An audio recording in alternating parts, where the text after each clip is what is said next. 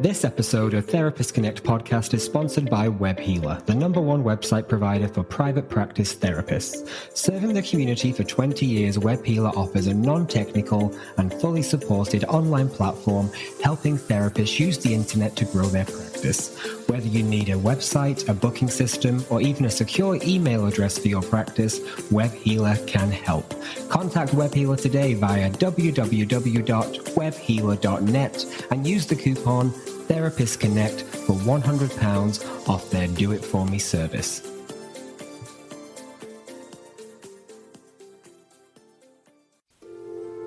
Welcome to the Therapist Connect podcast, a podcast for therapists by therapists. Welcome to the Therapist Connect podcast. My name is Dr. Peter Blundell, and today I'm back interviewing therapists about their life and work in the counselling and psychotherapy profession. In this interview, I'll be speaking to person-centred therapist Karen Pollock. They are also a supervisor and a trainer who approaches things from an anti-oppressive stance. They have a particular interest in gender, sexuality and relationship diversity, and they can be found on Twitter under the Twitter handle Counselling Kaz. That's Kaz, K-A-Z. Thank you for inviting me to come on. You're very welcome. This is a question I ask absolutely everybody who comes on the podcast, which is possibly a good starting point. Just wondering, how did you come to be a therapist? What was it that drew you to this profession in the first place? I think, like a lot of people, I'd had really positive experiences of my own personal therapy. In fact, I think I'm quite old-fashioned on this. I'm quite a strong believer that you must have had quite a deep dive into personal therapy before you even start. Not on the idea that we're fixed or we're better, but to know what it is that you're getting into. One of the other reasons sounds terribly shallow, but I was looking for a night class because I felt my brain was drying up, and in between sort of Spanish, photography, introduction to counselling skills. That was what level 1 was called.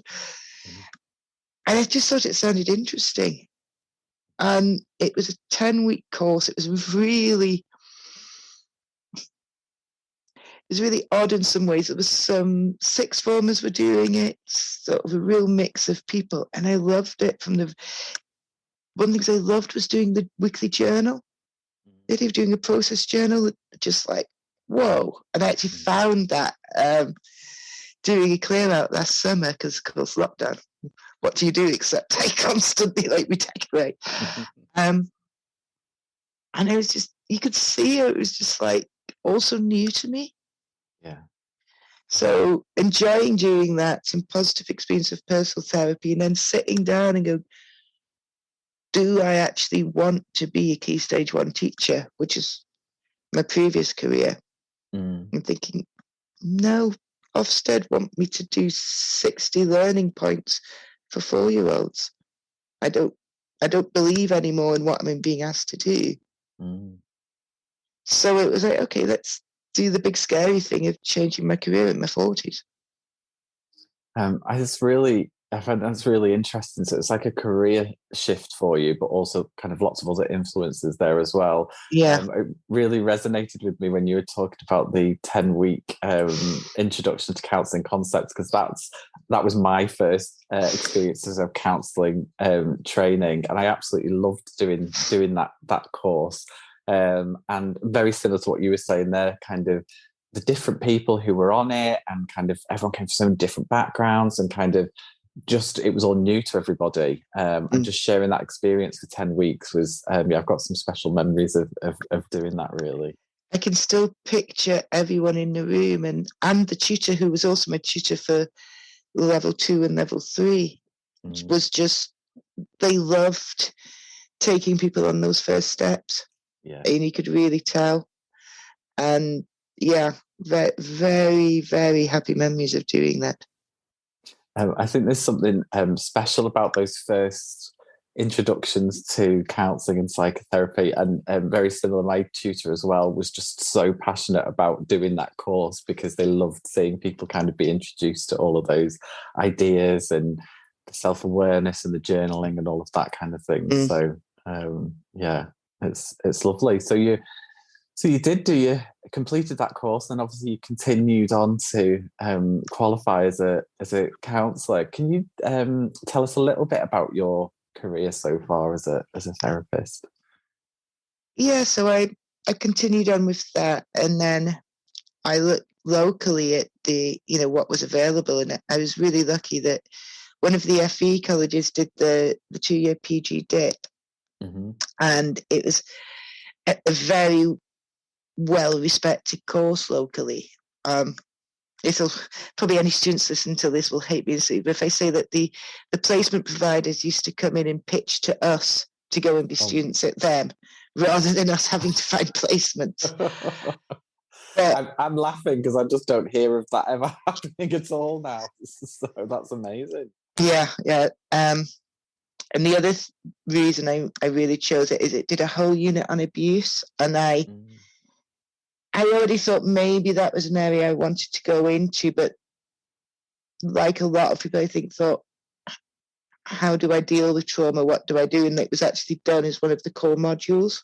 So kind of went into that thinking, maybe I'd like to go into rape crisis or possibly private practice, but probably working with survivors of abuse, and as much as I'd planned it,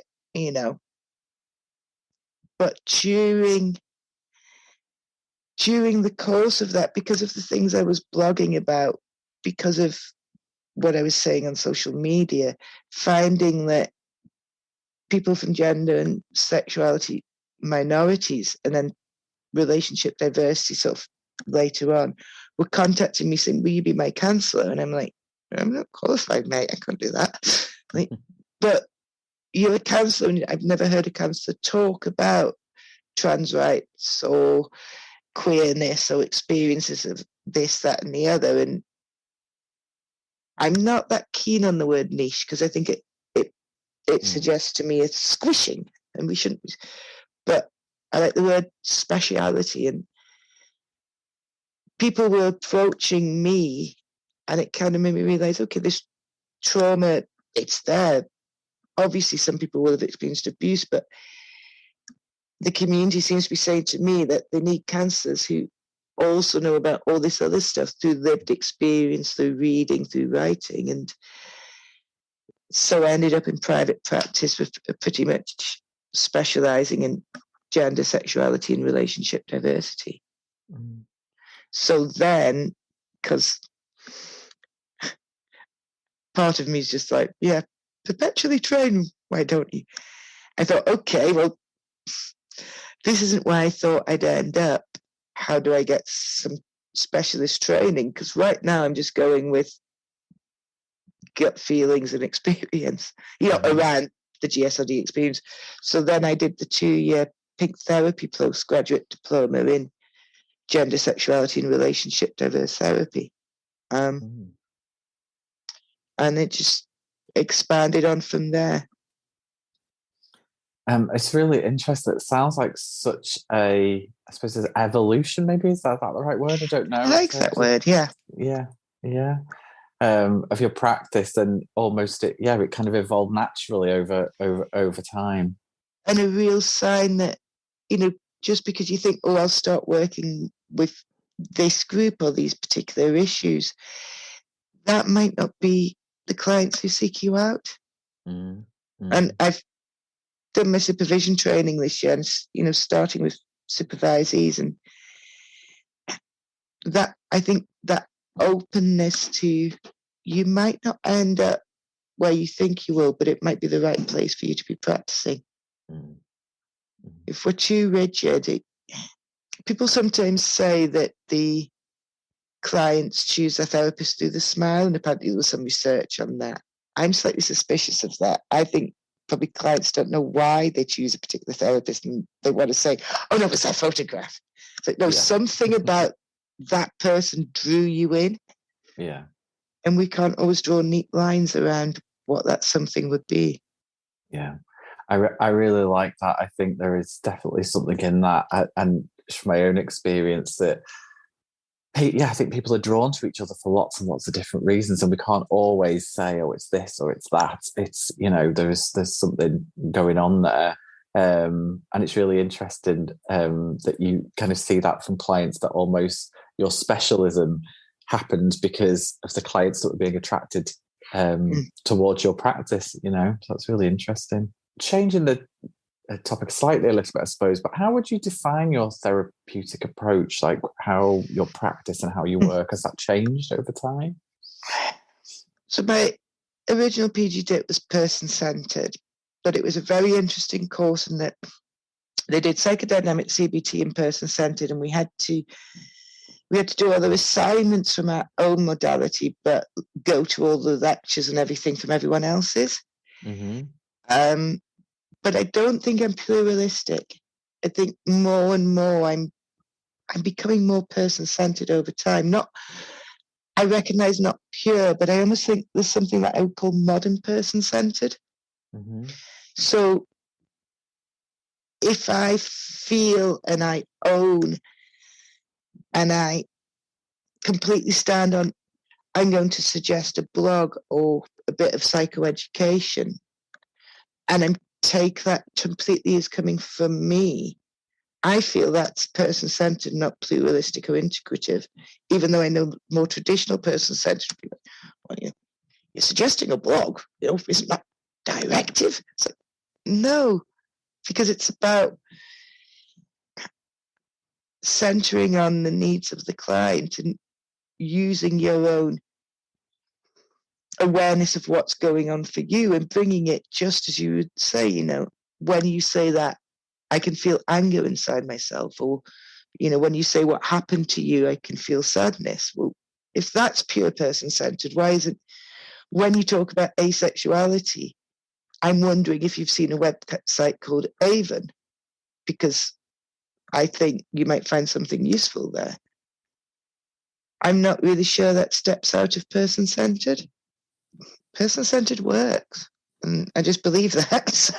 I find it really interesting that you so you trained in person-centered, but then these other things which some people might not consider person-centered, but you feel like you've almost become more person-centered as time's gone on. So I find that really, really interesting.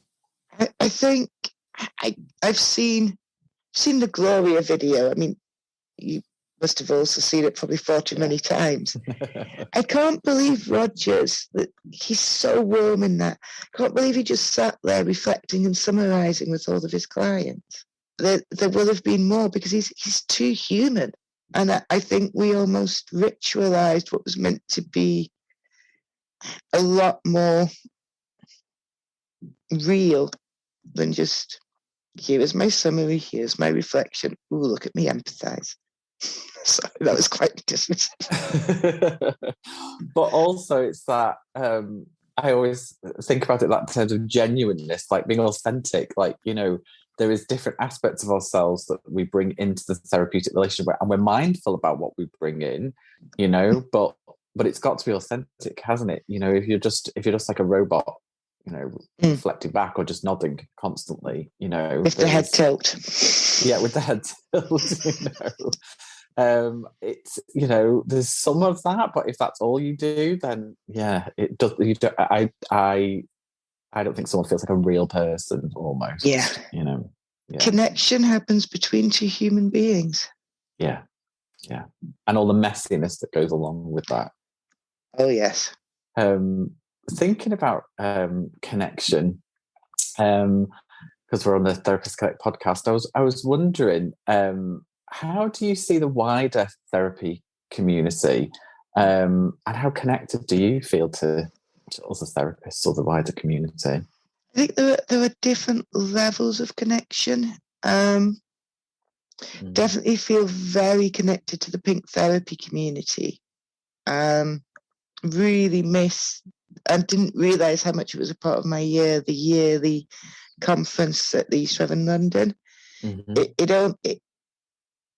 It was sort of part conference, part convention, part reunion. Yeah. For I think a lot of people who work, therapists in private practice live very solitary lives. Yeah. And there's this lovely moment afterwards where it's quite usual for a whole bunch of us to go to the pub and just have a pint, as if to say, yeah, we're a community. And definitely felt, still feel connected to that, but I'm missing the in-person, obviously. The wider community, different connections on different levels. There's some people I love reading, love interacting with. There's some people I feel very far away from, but I think that's okay because their experience is so very different to mine. I am a queer person. I am a queer therapist. I'm not going to fit in with a lot of the 2.4 vulva and the drive and how do I navigate all these different things. But there are plenty of people who do connect with that. And then maybe this smaller circle of people with me over here sort of looking, that's not us, but there are some of us who connect together. There's something about that when you were talking. I was thinking about the importance of finding those connections or community or whatever it is that's right for us, Yeah. And when you were talking, I was thinking that there's so many different communities out there now of therapists, which is quite amazing, really. I think sometimes when I think about it, but just how it was important to you to find, I was going to say your people almost, but do you know what I mean? All the people that you connect with, the most as therapists. I think we have to be very careful using words like tribe because, they have racial overtones and cultural appropriation, but there are different therapeutic tribes for definite, and finding the right one and the one that you fit in is so important just to nourish yourself. I definitely think there's something in that. And I suppose one of the things that I've found is actually sometimes I get different things from different communities, Yeah.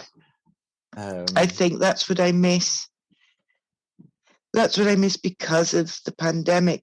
I was planning before this happened to see if I could get together a little sort of Northeast in-person coffee meetup or something. Not queer orientated, just, cancers in the Northeast, let's meet once a month for coffee. Because I think you do need different communities you go to for different stuff. And a much more casual, let's just, see what each other are doing and is anyone going to this training day or, heard about this would have been quite nice. And that matey kind of community isn't easy to find, or at least maybe possibly in the big cities easier to find. Yeah.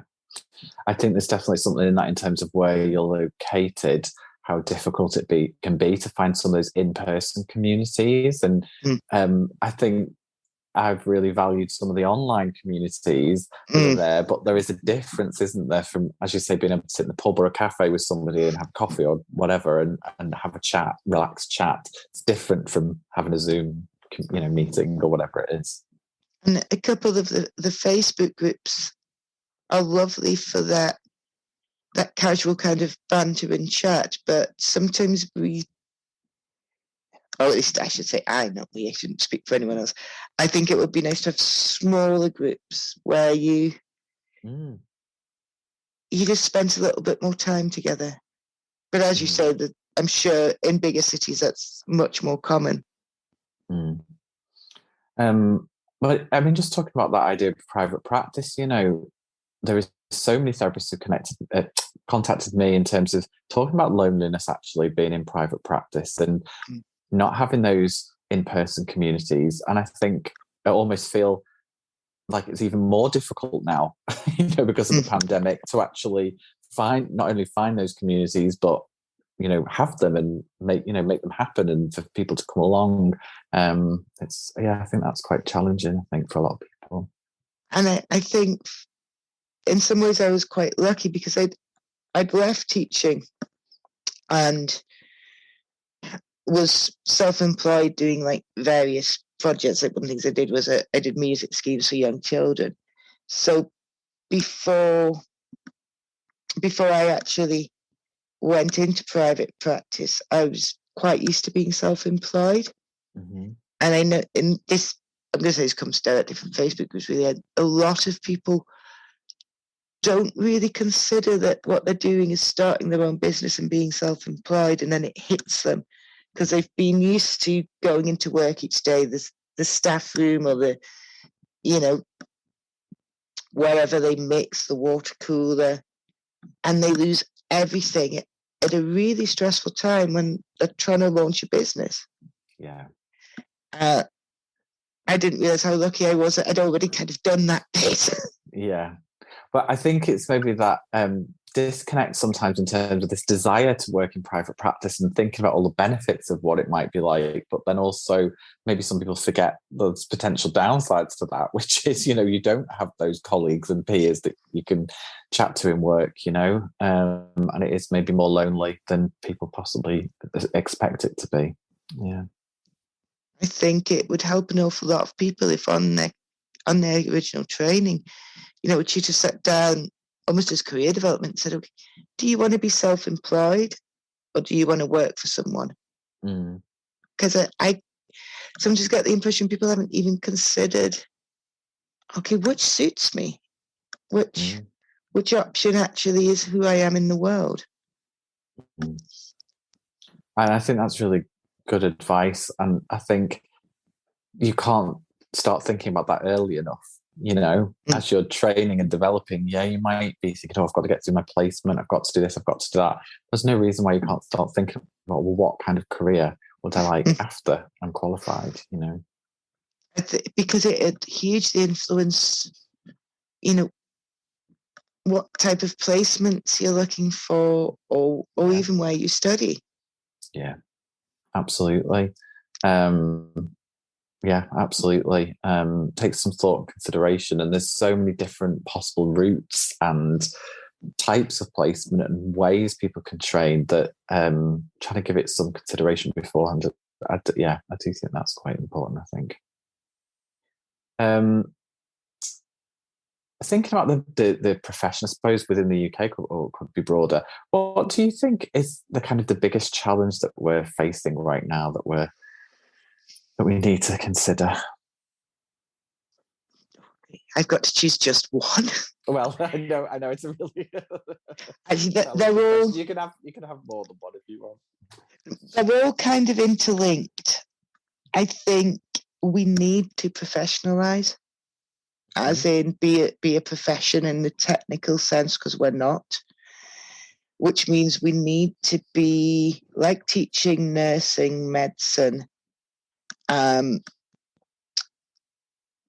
A title that you can only take if you have a certain level of qualification.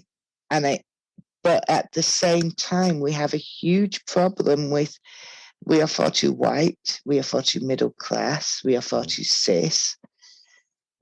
The biggest problem is how to square that circle. We need to attract far more people. I'm a working class person from Benwell who sort of by luck as much as anything ended up with an awful lot of privileges. There aren't many other people who have grown up in a bit of Benwell that I did who can say today that, they're a therapist with a full private practice. We can't just keep saying, we need to attract different people. And if they're not coming, there's a reason. But that I suspect that some of the reforms that have been done previously, especially around who can offer training, what counts as accredited training, were done. Look, we are widening. And I don't think that was the solution. I just think it meant it's even harder for us now to be heard by people like the NHS. On average, the NHS is saying they want a level 7 to work for them. And people at level 4 are told you're qualified to work with people 3-level gap. Yeah. I actually think, and this probably is controversial, the mistake was made years ago, and when nursing became a degree subject, counselling should have gone, yeah, that looks like a good idea, and gone the same route that other professions did of how do we attract more working class, more BME, more LGBTQ students into our courses. And instead, we just keep saying there's the same problem and not changing it. And I mean, I definitely agree that we keep saying there's the same problem and we're not changing it. I think we have different views in terms of how we go about that, which I think is fine. But I suppose what you're talking about there is you think maybe professionalizing would help the profession, and also then maybe give us opportunities to increase the diversity of practitioners who are coming into training. If by focusing on recruiting those people to those professional programs. Yeah. I think so. You see, most of the objections to professionalization that I hear from people are, but we're already so white, middle class, cis. And I get that. But I don't think that should mean we shouldn't professionalize more. I think that means we should try harder to work out why those groups aren't coming into the profession. It's not okay to say we can't do something because this thing that is happening now will continue to happen. Well, because that's not fixing it. Yeah. But and I suppose for me the key bit is, what do we mean by professionalization, and how that... Well, not scope it. Yeah. We can agree on but that. We do need higher standards. We need far higher standards. We need to have mandatory training in trauma, as far as I'm concerned, and abuse.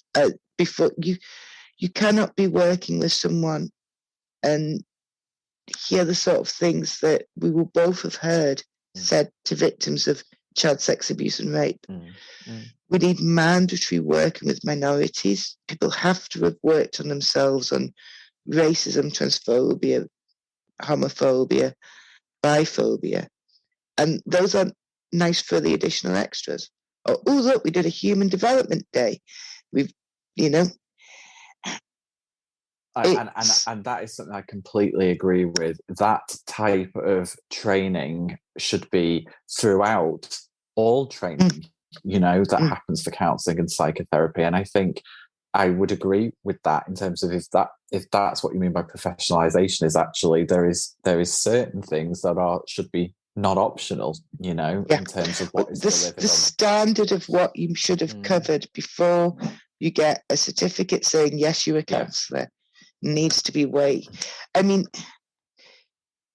the only objection I have to it being master's level, and I think master's level should exist, is I think from a class basis, some people are intimidated, which is why it breaks my heart that there aren't as many FE colleges offering the kind of course I did now, because FE has just been decimated. And I actually think if there were more of those old-fashioned, and they used to cost a couple of £100 as well. The PG dip when I started it, I think was £350. Yeah. If there were more of those, you would get more non-white students, you'd get more working class students, because it's the local tech, not the big scary university doing a master's. I think there's a place for both, and I think both should have equally stringent measures.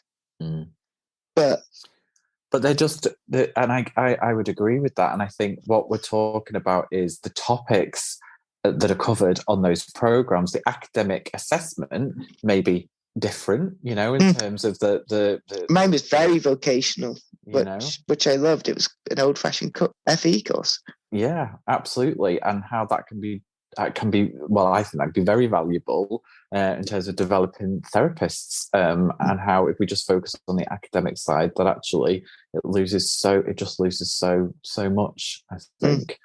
And yeah, so I think maybe actually we do agree more there than what I originally thought from that initial discussion. Yeah. Remember what I said about the doing it, making it into a degree was, when nursing did it, which was the Project 2000.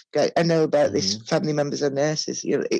That ship has sailed, horses bolted, lazy metaphor, whatever you want. I just think a mistake was made way back when other vocations like nursing went, how do we move this forward? How do we get more respect? And my worry with that, Karen, is that who has the control and power over those things, and which direction that they go in, and that, with Scoped or anything along those lines, is who's making those decisions. Again, I wouldn't start from here. We need an equivalent of the Nursing and Midwifery Council rather than 3 or 4 membership organisations having the power. And I don't know enough of the history. I don't know how that something like that got formed, but there's too much jockeying for power at the moment. Which organisation gets heard by government, which organisation gets to make the rules. That I don't see how that benefits us or clients. I've joked sometimes that they'll take the title of psychotherapist out of my cold dead hands because I didn't study Nietzsche for nothing. But it's, how are they going to define these things that really are about whose voice is being listened to in a moment? My first degree was philosophy, logic and scientific method at the LSE. And if you're studying Hegel, you're studying Nietzsche, you're studying Schopenhauer, you're studying the people that Freud and Jung learnt from. Scopa just draws lines where lines don't exist. And I don't claim that made me a psychotherapist. I'd be willing to take them to court if they try to stop me using the term.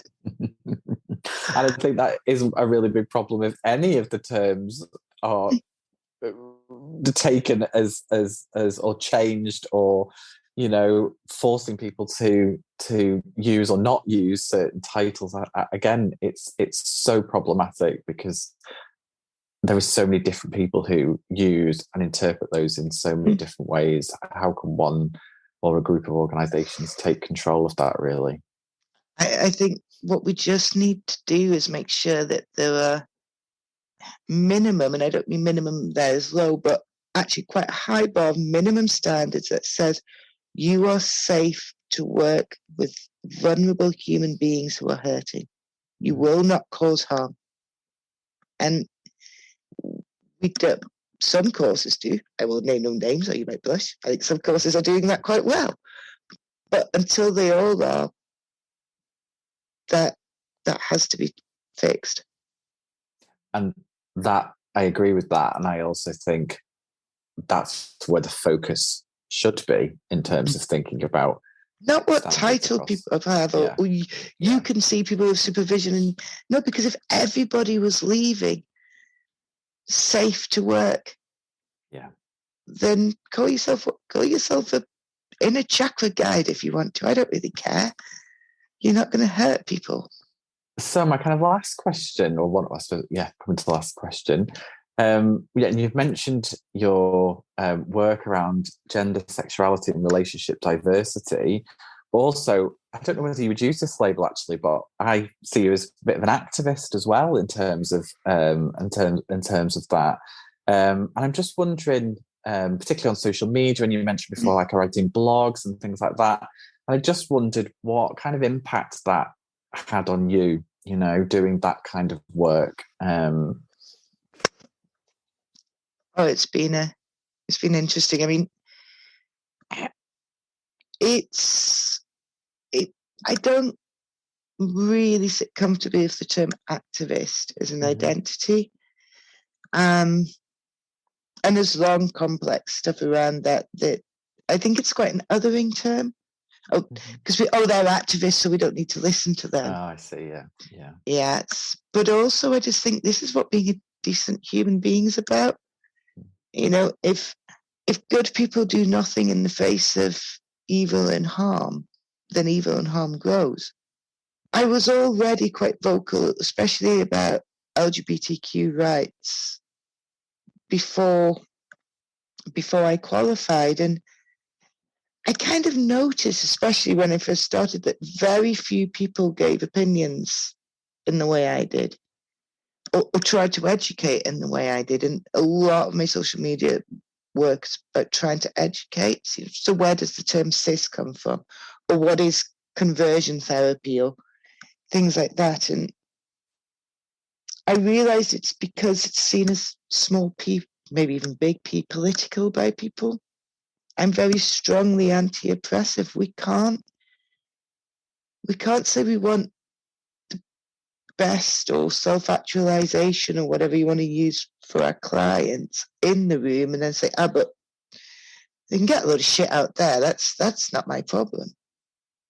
I don't feel comfortable with, you see me for 50 minutes and I'm going to just leave the world as being pretty terrible to you, because that's not my job. I actually think if we're going to live by the codes of conduct that all the regulatory bodies put out there, then we have to try and make the world a better place. In terms of impact, negative or positive? Positives, met wonderful people like you. Negative, I must have one of the longest block lists on Twitter. I haven't been a Mumsnet for a couple of months, so that's nice. And they aren't speculating anymore on whether I'm a trans woman, which was a fun bit of Mumsnet to go into. And apparently you could see my masculine jawline, which was very amusing. I think that's almost, I suppose, why I see you as an activist, because I do see you put yourself out there. And I know you don't relate to that term, but there is, it's a lot of work, and there is a lot of risks to that, and that's why I was interested in the impact on you, because, a lot of people might not see some of that aspect of some of that goes on, And I think if anyone was thinking of taking up the baton, please do. I came into this already from different aspects of my life, different identities, being very familiar with how horrific being doxxed, social media. You have to be prepared for the absolute worst. Self-care has to come first. No cause is ever helped by having another victim along the way. The Mumsnet stuff and things just amuses me. It's just like, especially because they pretty much were convinced I was a trans woman for ages. And I'm like, that's just hilarious, really. And really sad, because I can't imagine someone not sharing an identity but caring. And that's one of the saddest things I could ever imagine. One of the defining moments of my teen years, this shows my age, was the video from Ethiopia that launched Band Aid.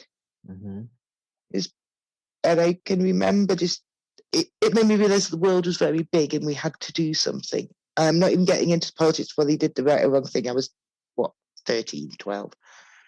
Would they really watch that and not be sobbing at the end? Because I don't know those people, so I don't care.